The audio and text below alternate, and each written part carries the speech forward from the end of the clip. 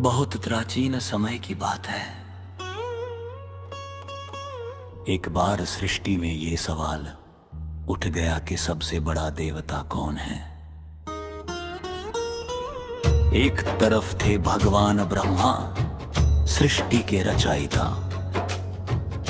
दूसरी तरफ थे भगवान विष्णु, सृष्टि के पालन करता। दोनों महान थे, लेकिन एक दिन उनके बीच विवाद हो गया।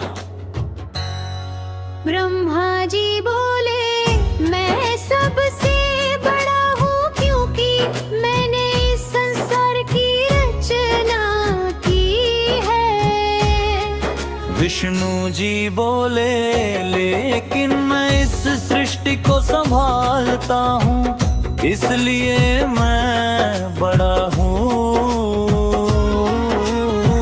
बहस बढ़ती चली गई। उसी समय अचानक ब्रह्मांड में एक अद्भुत घटना हुई। अचानक उनके बीच आकाश से एक विशाल अग्नि का स्तंभ प्रकट हुआ। वह इतना विशाल था कि उसका न तो ऊपर का अंत दिखाई दे रहा था और न नीचे का। पूरा ब्रह्मांड उस अग्नि से चमक उठा। दोनों देवता हैरान रह गए। उसी समय उस अग्नि स्तंभ से एक आवाज आई, जो इस स्तंभ का अंत ढूंढ लेगा वही सबसे महान होगा। अब ब्रह्मा और विष्णु ने फैसला किया कि वे इसका अंत ढूंढेंगे। विष्णु जी बोले, मैं नीचे की तरफ जाता हूँ। और उन्होंने वराह का रूप धारण कर लिया और उस अग्नि स्तंभ की जड़ खोजने निकल पड़े। दूसरी तरफ ब्रह्मा जी ने हंस का रूप लिया और ऊपर की तरफ उड़ने लगे। विष्णु जी बहुत समय तक नीचे जाते रहे, लेकिन उन्हें अंत नहीं मिला।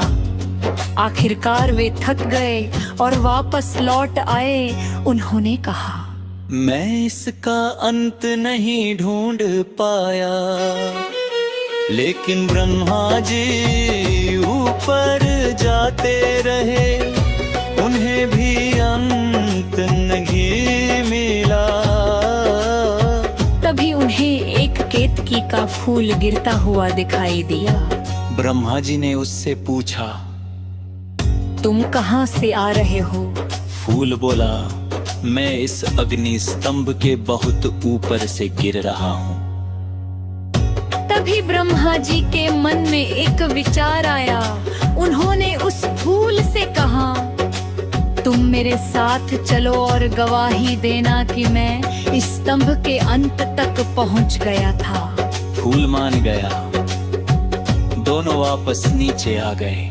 ब्रह्मा जी ने विष्णु जी से कहा, मैं ऊपर तक पहुंच गया था। केतकी के फूल ने भी उनकी बात की गवाही दी। तभी अचानक वह अग्नि स्तंभ जोर से चमकने लगा और उसी स्तंभ के बीच से प्रकट हुए स्वयं भगवान शिव। उनकी आंखों में तेज था और चारों ओर दिव्य प्रकाश फैल गया।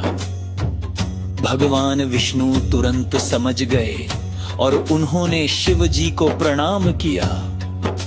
लेकिन शिव जी ने ब्रह्मा जी की ओर देखा और कहा, तुमने झूठ बोला है। ब्रह्मा जी डर गए।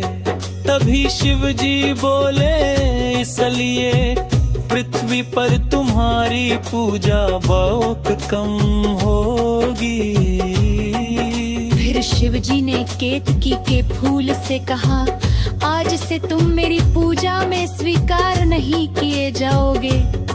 तभी से केतकी का फूल शिव पूजा में नहीं चढ़ाया जाता। और उस अनंत अग्नि स्तंभ को कहा गया ज्योतिर्लिंग। कहा जाता है कि उसी घटना के कारण बाद में महाशिवरात्रि का पर्व मनाया जाने लगा।